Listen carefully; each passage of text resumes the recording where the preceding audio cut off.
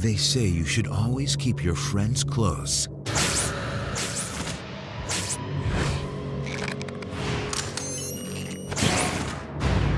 But your enemies closer.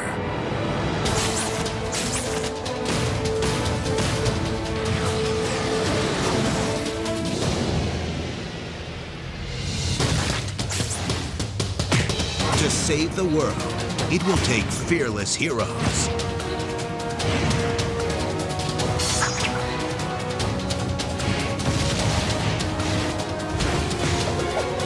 And fearsome villains.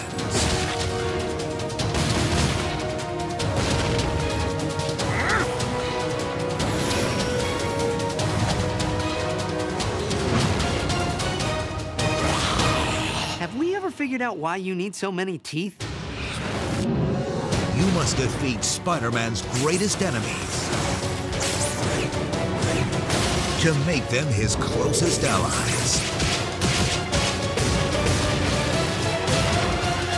Against a mysterious evil.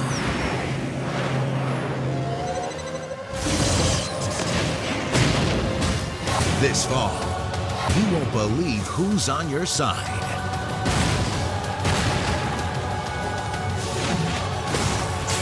Save the world in single player, or beat the game with a friend in co-op.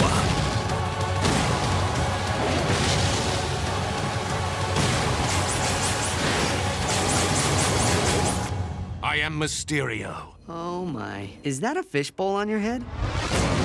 Spider-Man, friend or foe?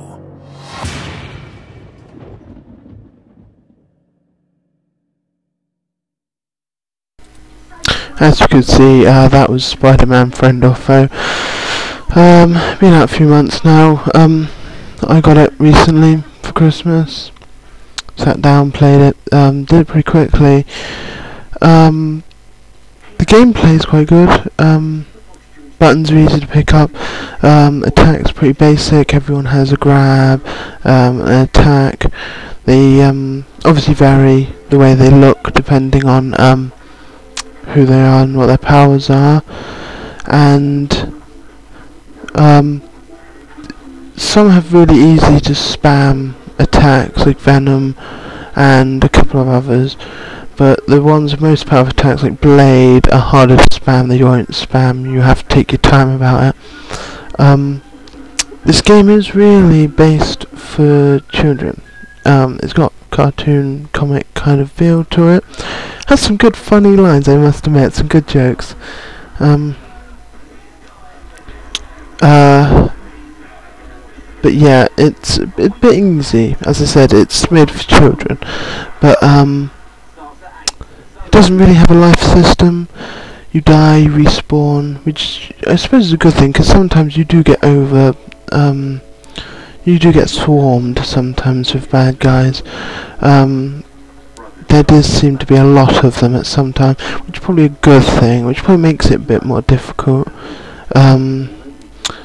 You can upgrade Spidey's attacks and abilities at Nick Fury's ship, upgrade your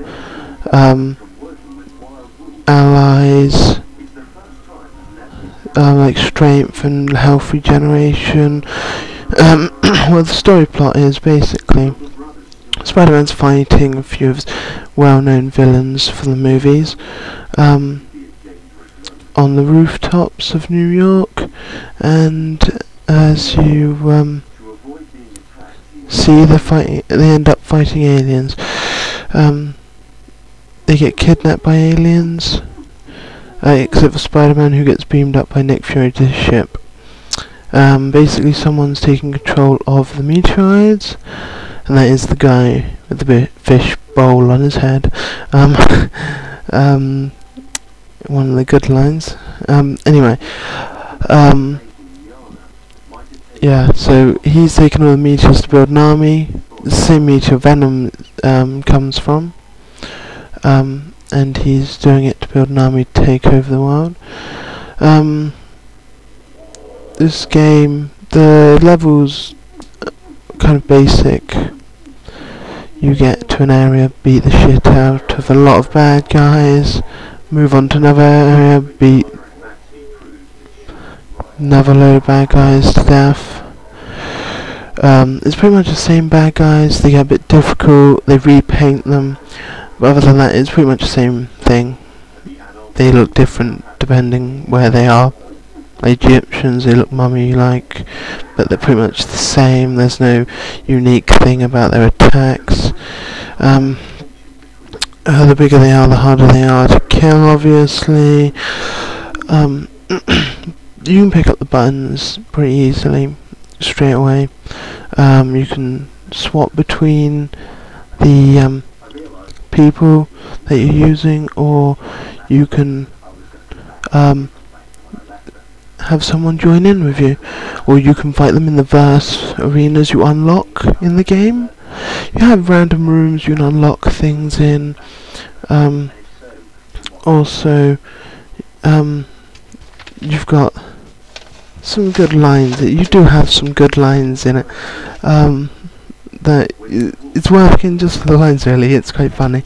But yeah, it's definitely based for children. But I enjoyed it myself. I think I'd give it a 3 out of 5.